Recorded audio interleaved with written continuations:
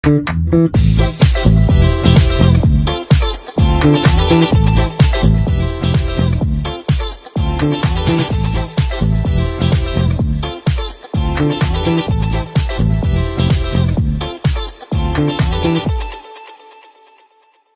সাথে তাল মিলিয়ে আমি অনুশ্রী হাজির আপনাদের প্রিয় অনুষ্ঠান খেলা আর খেলা নিয়ে। ডায়েরি নিবেদন করছে সংবাদ প্রতিদিন। প্রত্যাশা মতোই আইএসএল এর ক্লাবগুলোর সঙ্গে কেন্দ্রীয় ক্রীড়ামন্ত্রীর বৈঠকে বড় কোনো সিদ্ধান্ত হলো না, তবে ইতিবাচক বৈঠক হয়ে গিয়েছে বলে জানা যাচ্ছে। মন্ত্রী ক্লাবগুলোকে আশ্বাস দিয়েছেন আসন্ন মরশুমে নির্ধারিত সময়ে যাতে আইএসএল শুরু হয় তার ব্যবস্থা করা হবে। ক্লাবগুলোর প্রতিনিধিদের সঙ্গে নয়াদিল্লি সাইয়ে এক বৈঠক ডাকেন ক্রীড়ামন্ত্রী মনসুখ মান্ডভিয়া। সেই বৈঠকে ঠিক হয় নির্ধারিত সময় শুরু হবে আইএসএল। আগামী এক সপ্তাহের মধ্যে ফেডারেশন ও ক্লাব জোটের মধ্যে চুক্তি হবে বলে জানিয়েছেন ক্রীড়ামন্ত্রী। সম্ভবত আগামী 4 বছরের জন্য ক্লাব জোটকে দেওয়া হবে আইএসএল পরিচালনার দায়িত্ব। আইএসএল এর কমার্শিয়াল এবং ব্রডকাস্টিং পার্টনার বাঁচবে ক্লাব জোটেরাই। ক্লাব জোটের পক্ষ থেকে ফেডারেশনকে দেওয়া হবে বার্ষিক 15,04,00,000 করে। ফেডারেশন ও ক্লাব জোটের সদস্য নিয়ে তৈরি করতে হবে বিশেষ টাস্ক ফোর্স, তাদের উপরেই দায়িত্ব থাকবে রেভিনিউ মডেল তৈরি করার। ইউনিটি কাপে 2টো ম্যাচে হারের পর তাজিকিস্তানের বিরুদ্ধে প্রথম প্রীতি ম্যাচেও ব্যর্থ ভারত সেই ধাক্কা সামলে তাজিকিস্তানের বিরুদ্ধে দ্বিতীয় ম্যাচে আজ খেলতে জামিল ব্রিগেড। সম্মানের সঙ্গে দেশে ফিরতে হলে এই ম্যাচ জেতা ছাড়া উপায় নেই ভারতীয় কোচের। গত বছর কাফা নেশনস কাপে তৃতীয় স্থান নির্ণায়ক ম্যাচে তাজিকিস্তানকে 2-1 গোলে হারিয়েছিল টিম ইন্ডিয়া, কিন্তু প্রীতি ম্যাচের প্রথম খেলায় রক্ষণের গাফিলতি এবং সুযোগ নষ্টে খেসারত দিতে হয়েছে ছাংতে বিক্রম প্রতাপদের। তবে সন্দেহ চিনকান্তের ফিটনেসের সমস্যা ভাবাচ্ছে, পাশাপাশি চোটের কারণে অনুপস্থিত রায়ান উইলিয়ামসও। ক্রিকেটের ডায়েরি। আয়ারল্যান্ড এবং ইংল্যান্ডের বিরুদ্ধে আসন্ন টি-20 সিরিজের জন্য ভারতীয় দল ঘোষণার পর নতুন বিতর্ক শুরু হয়েছে। তরুণ পেসার হর্ষিত রানাকে দলে নেওয়া নিয়ে প্রশ্ন তুলেছেন প্রাক্তন ভারতীয় ক্রিকেটার সদাগোপাল রমেশ। তার মতে হর্ষিতকে দলে ফেরানোর ক্ষেত্রে নির্বাচকরা অন্যদের যে নিয়ম মানেন তা অনুসরণ করেননি। হর্ষিত বেশ কয়েক মাস মাঠের বাইরে ছিলেন। 2026 সালে টি-20 বিশ্বকাপের আগে ডান হাঁটুতে গুরুতর চোট পেয়েছেন। সেই চোটের কারণে শুধু বিশ্বকাপই নয়, 2026 সালে পুরো আইপিএল থেকেও ছিটকে যেতে হয়েছিল তাকে। দীর্ঘ সময় ধরে সুস্থ হওয়ার প্রক্রিয়ার মধ্যে থাকার পর এখন তিনি আবার মাঠে ফেরার জন্য প্রস্তুত। আন্তর্জাতিক ক্রিকেটকে বিদায় জানালেন ভারতের উইকেট রক্ষক ব্যাটসম্যান কে.এস. ভরত। মাত্র 32 বছর বয়সে আন্তর্জাতিক এবং ভারতীয় ঘরোয়া ক্রিকেট থেকে অবসরের ঘোষণা করেছেন তিনি। আপাতত ঘরোয়া ক্রিকেটে খেলা চালিয়ে যাবেন, পাশাপাশি ভবিষ্যতে বিদেশের বিভিন্ন টি-20 লিগে খেলার সম্ভাবনাও খোলা রেখেছেন ভারতীয় দলের এই ক্রিকেটার। একটা সময় ঋদ্ধিমান শাহর পর ভারতীয় টেস্ট দলে নিয়মিত সুযোগ পেতেন। 2023 সালের ফেব্রুয়ারিতে অস্ট্রেলিয়ার বিরুদ্ধে অভিষেক হয় তার। একই বছরে বিশ্ব টেস্ট চ্যাম্পিয়নশিপের ফাইনালেও ভারতের প্রতিনিধিত্ব করেছিলেন। দেশের হয়ে মোট 7টি টেস্ট ম্যাচে 221 রান করেছেন। যদিও সাদা বলের ক্রিকেটে জাতীয় দলের জার্সি গায়ে মাঠে নামার সুযোগ হয়নি তার। বার্ষিক আয়ের দিক থেকে ভারতীয় ক্রিকেটাররা বিশ্বের অধিকাংশ দেশের খেলোয়াড়দের চেয়ে অনেক এগিয়ে আছেন। ভারতীয় ক্রিকেট বোর্ড ক্রিকেটারদের 3টি ভাগে ভাগ করেছে এবং সেই অনুযায়ী খেলোয়াড়দের বার্ষিক বেতন দেওয়া হয়।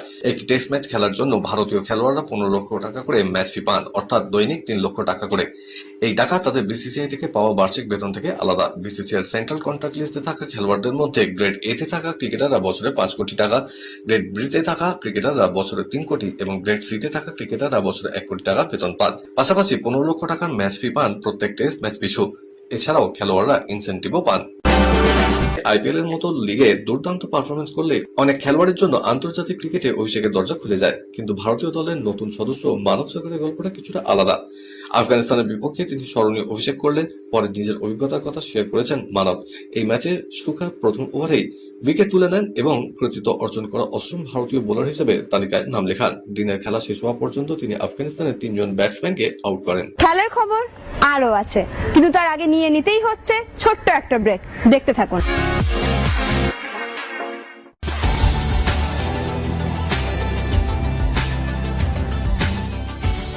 কেআরকে নিউজ মিডিয়া প্রযোজিত সাপ্তাহিক বিনোদনমূলক অনুষ্ঠান বিনোদন.com দেখুন প্রতি শনিবার ঠিক রাত 10:25 আপনাদের প্রিয় চ্যানেল ভিশনে।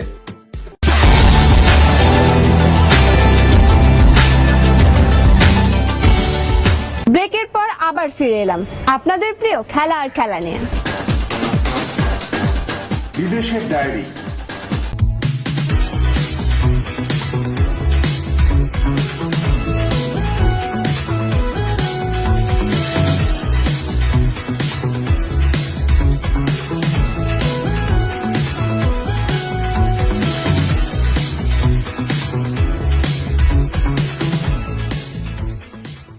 প্রস্তুতি ম্যাচে 8টি গোল করল ব্রাজিল। বেশ খোশ মেজাজেই ব্রাজিল দলের ফুটবলাররা প্রতিপক্ষের বিরুদ্ধে লড়াই করছেন।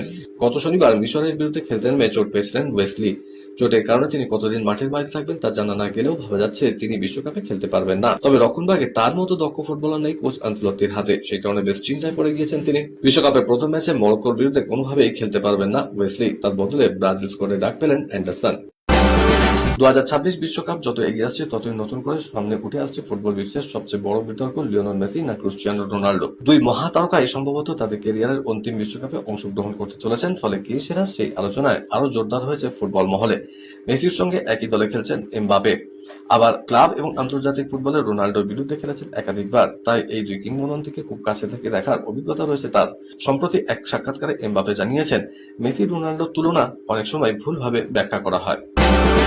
গত ম্যাচে তার খেলা দেখতে হাজির ছিল 91,000 দর্শক, তবে মেসি ম্যাজিক দেখতে পান অনুরাগীরা। স্রেফ ম্যাচ শেষে দুহাত তুলে সমর্থকদের অভিবাদন জানিয়েছিলেন তিনি। চোট সারিয়ে দলে ফিরলেও হন্ডুরাসের বিরুদ্ধে মেসিকে নিয়ে কোনো ঝুঁকি নেননি কোচ লিওনেল স্ক্যালোনি। তবে আজ আইসল্যান্ডের বিরুদ্ধে প্রস্তুতি ম্যাচে মাঠে নামতে চলেছেন বাঁ পায়ের জাদুকর। ইতিমধ্যে ফিট সার্টিফিকেট পেয়েছেন। আইসল্যান্ড ম্যাচ খেলতে আলাবামা রওনা দেওয়ার আগে কানসাস সিটির বেস ক্যাম্পে ছুটি অনুশীলনও করেছেন মেসি। একদিকে কিলিয়ান এমবাপে সহ একাধিক তারকা ফুটবলার, আর উল্টোদিকে ফ্রান্সের ফুটবল সংস্থা। বিবাদের সূত্রপাত ফুটবলারদের ছবি ব্যবহার করা নিয়ে, সেই বিবাদে প্রভাব কি মেগা টুর্নামেন্টে পড়বে? দিন কয়েক আগে আইভরি কোস্টের বিরুদ্ধে ম্যাচের জন্য একটি বেটিং সংক্রান্ত বিজ্ঞাপনে 5 ফুটবলারের ছবি ব্যবহার করে ফ্রান্সের ফুটবল সংস্থা। সেখানে এমবাপে ছাড়াও ছিলেন Rayan Cherki, Michael Olise, Ousmane Dembele এবং দেজিয়ে ডুয়ে। যদিও ফুটবলারদের দাবি যাদের সম্পূর্ণ তথ্য জানানো হয়নি ফটোশুটের সময়। কি কারণে ওই ছবি ব্যবহার করা হবে তাও জানতেন না তারা। শেষ পর্যন্ত ওই বেটিং সংক্রান্ত বিজ্ঞাপনে নিজেদের ছবি দেখে চটেছেন। বিশেষত চেরকি এবং এমবাপে নিজেদের অসন্তোষের কথা গোপন করেননি। ইতিমধ্যেই দেশের ফুটবল কর্তাদের সঙ্গে বিষয়টা নিয়ে কথাও বলেছেন তারা। সম্প্রতি রাজ্য ভলিবল সংস্থার সচিব পল্টু রায়চৌধুরী 35 বছর ধরে একই পদে বহাল রয়েছেন। বেশ কিছুদিন ধরেই পল্টু রায়চৌধুরীর বিরুদ্ধে বেশ কিছু প্রাক্তন ভলিবল খেলোয়াড় ও কর্মকর্তারা দাবি করে চলেছেন সচিব পদ থেকে সরে দাঁড়াতে হবে, কিন্তু নানা অজুহাতে ওই পদ থেকে তিনি সরে দাঁড়াচ্ছেন না। রাজ্য ভলিবল সংস্থার সভাপতি গৌতম মোহন চক্রবর্তী স্বেচ্ছায় সরে দাঁড়ালে সেই পদে বসেছিলেন প্রাক্তন মেয়র ফিরহাদ হাকিম। নতুন ক্রীড়ামন্ত্রী নিশীথ প্রামাণিকের কাছে বর্তমান ভলিবল সংস্থার অবস্থা এবং সচিবের ভূমিকা নিয়ে চিঠি দেওয়া হয়েছে। সেই চিঠির পরিপ্রেক্ষিতে ক্রীড়ামন্ত্রী একজন দক্ষ প্রশাসককে এই ব্যাপারটা দেখভাল করার জন্য যুক্ত করেছেন।